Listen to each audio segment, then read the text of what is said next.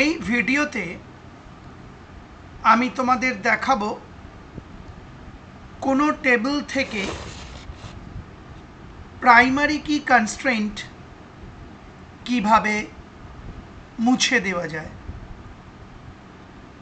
অর্থাৎ কোনো একটি কলামকে প্রাইমারি কি হিসেবে ডিফাইন করা ছিল, সেই প্রাইমারি কি কনস্ট্রেন্টটা আমরা মুছে দেব।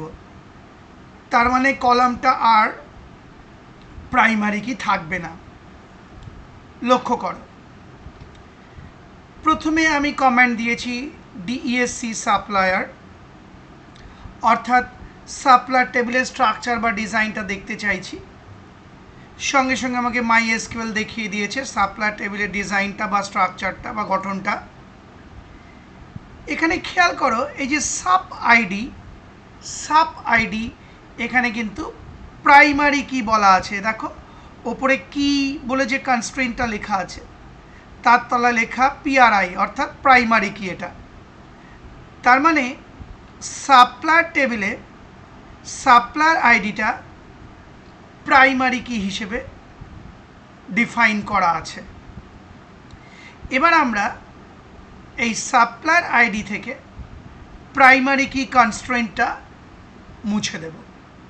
লক্ষ্য করো, আমি কমান্ড দিলাম বা এসকিউএল নির্দেশ দিলাম alter table supplier drop primary key.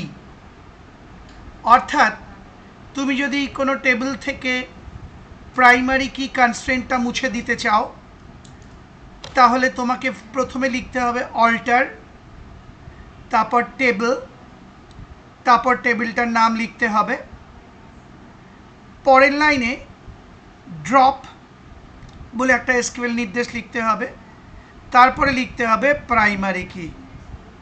অর্থাৎ তুমি এই সাপ্লায়ার টেবিলের ডিজাইনটাকে অল্টার বা পরিবর্তন করতে চাও, ওর যে প্রাইমারি কি কনস্ট্রেন্টটা আছে ওটা মুছে দিতে চাও।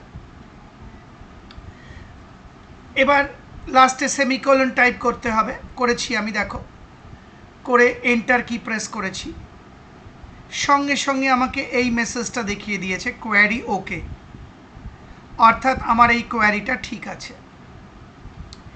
এবার পরের লাইনে দেখো আমি আবার টাইপ করলাম ডিইএসসি সাপ্লায়ার, অর্থাৎ সাপ্লায়ার টেবিলের ডিজাইন বা স্ট্রাকচারটা আরেকবার দেখতে চাইছি। সঙ্গে সঙ্গে স্ট্রাকচারটা আমাকে দেখিয়ে দিল। দেখো আর খেয়াল করো, এই যে সাব আইডি ক্যার ফোর নাল নো আর এই যে কি, এই কিয়ের জায়গায় দেখো ফাঁকা হয়ে গেছে।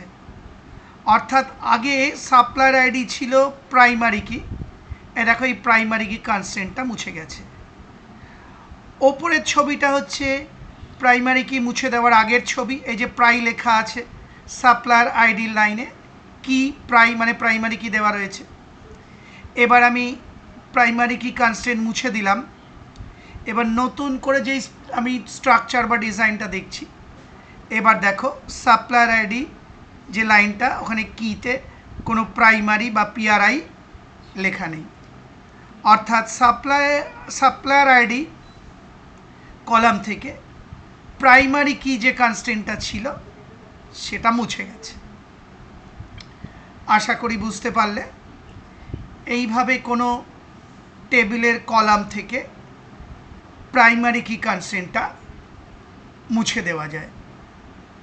সেই সঙ্গে আমার এই ভিডিওটি, অর্থাৎ কোনো টেবিল থেকে প্রাইমারি কি কনস্ট্রেন্ট কীভাবে মুছে দেওয়া যায় দেখিয়ে ভিডিওটি শেষ হলো।